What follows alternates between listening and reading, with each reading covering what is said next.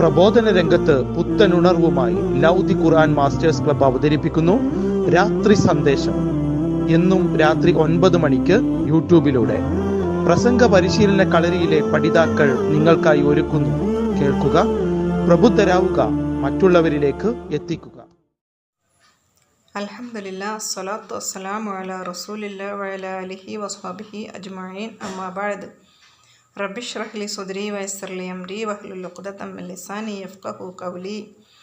എൻ്റെ ശബ്ദം ശ്രവിക്കുന്ന മാന്യ ശ്രോതാക്കളെ, അസ്സലാമു അലൈക്കും വറഹ്മത്തുള്ളാഹി വബറകാതുഹു. സ്വർഗവും നരകവും എന്ന വിഷയത്തെക്കുറിച്ചാണ് ഞാൻ ഇന്നിവിടെ സംസാരിക്കാൻ പോകുന്നത്, ഇൻഷാ അല്ലാഹ്. സ്വർഗവും നരകവും ഇസ്ലാമിക വിശ്വാസത്തിൻ്റെ അടിസ്ഥാന ഘടകങ്ങളാണ്. വിശുദ്ധ ഖുർആനിൽ സ്വർഗത്തെപ്പറ്റി പറയുന്നിടത്തൊക്കെ നരകത്തെക്കുറിച്ചും പറയുന്നുണ്ട്. സ്വർഗത്തിലെ ഓരോ വസ്തുവും തന്നെ നമ്മുടെ ഭൗതിക വസ്തുക്കളിൽ നിന്നും എത്രയോ ഉന്നതമായിരിക്കും. സൂറത്തുൽ വാഖിയയിൽ അള്ളാഹു പറയുന്നു, ഉലൈകൽ മുഖറബൂൻ ഫീ ജന്നാത്തിൻ നഈം. അക്കൂട്ടർ സാമീപ്യം സിദ്ധിച്ചവരത്രേ. സുഖാനുഗ്രഹത്തിൻ്റെ സ്വർഗങ്ങളിൽ അവർ ഇഷ്ടപ്പെടുന്നതും അവർക്കാവശ്യമുള്ളതുമായ വിവിധതരം ഭക്ഷണ പദാർത്ഥങ്ങളും സുഖഭോജ്യങ്ങളും പാനീയങ്ങളുമെല്ലാം അവർക്ക് എത്തിച്ചു കൊടുത്തുകൊണ്ട് അവരെ സേവിക്കുകയും പരിചരിക്കുകയും ചെയ്യുവാൻ സ്വർഗീയ ബാലഭൃത്യന്മാർ സദാ സന്നദ്ധരായിരിക്കും. മുള്ളുരിയപ്പെട്ട ഇലന്ത വൃക്ഷത്തിൻ്റെ പഴങ്ങൾ അടുക്കടുക്കായി ധാരാളം കണക്കിൽ പഴം തിങ്ങി നിറഞ്ഞ വാഴവൃക്ഷങ്ങൾ, ദീർഘവിശാലമായ തണലുകൾ എന്നിവയെല്ലാം സ്വർഗത്തിൽ ലഭിക്കുന്നതാണ്.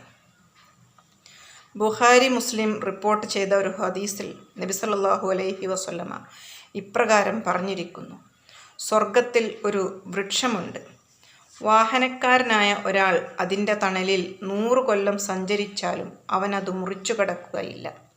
സ്വർഗത്തിലെ ഒരു പഴക്കുല ഇഹലോകം ശേഷിക്കുന്ന കാലത്തോളം നിങ്ങൾക്ക് ഭക്ഷിക്കുമാറുണ്ടായിരിക്കും. താഴ്ഭാഗത്തുകൂടെ അരുവികൾ ഒഴുകുന്ന തോട്ടങ്ങളും സ്വർഗത്തിൽ ഉണ്ടായിരിക്കുന്നതാണ്. സ്വർഗം നമുക്ക് വിവരണാതീതമാണ്. എന്നാൽ നരകമാവട്ടെ, നരകത്തിൽ രോമക്കുത്തുകളിൽ കൂടി തുളച്ചു കയറുന്ന ഉഷ്ണക്കാറ്റും ചുട്ടുതിളക്കുന്ന വെള്ളവുമാണ് ഉണ്ടാവുക. നരകാഗ്നിയുടെ കടുത്ത കരിമ്പുകയുടെ ഇരുണ്ട തണലായിരിക്കും ഉണ്ടാവുക. അതുമൂലം തണുപ്പോ ആശ്വാസമോ അല്ല, മറിച്ച് കൂടുതൽ യാതനയും നിന്ദ്യതയുമായിരിക്കും ഉണ്ടാവുക. ജ്വലിക്കുന്ന നരകത്തിൻ്റെ അടിയിൽ ഉൽപ്പാദിപ്പിക്കുന്ന വൃക്ഷമാകുന്ന സക്കൂം വൃക്ഷത്തിൽ നിന്നുള്ള ഭക്ഷണമായിരിക്കും അവിടെ ഉണ്ടാവുക. അതിൻ്റെ പഴക്കുല പിശാചുക്കളുടെ തല പോലെയായിരിക്കും. പാപിയായവൻ്റെ ഭക്ഷണമാണത്. ഉരുകിയ ദ്രാവകം പോലെ വയറുകളിൽ നിന്ന് അത് തിളച്ചു മറയുന്നതായിരിക്കും. അല്ലാഹു സുബ്ഹാനഹു തആല നമ്മെ എല്ലാവരെയും നരകത്തിൽ നിന്ന് കാത്തുരക്ഷിക്കട്ടെ, സ്വർഗം നൽകി അനുഗ്രഹിക്കുമാറാകട്ടെ. നമുക്കെല്ലാവർക്കും അള്ളാഹു തൗഫീക്ക് നൽകി അനുഗ്രഹിക്കട്ടെ. വാഖിറു ദഅ്വാനാ അൽഹംദുലില്ലാഹി റബ്ബിൽ ആലമീൻ. അസ്സലാമു അലൈക്കും വറഹ്മത്തുള്ളാഹി വബറകാതുഹു.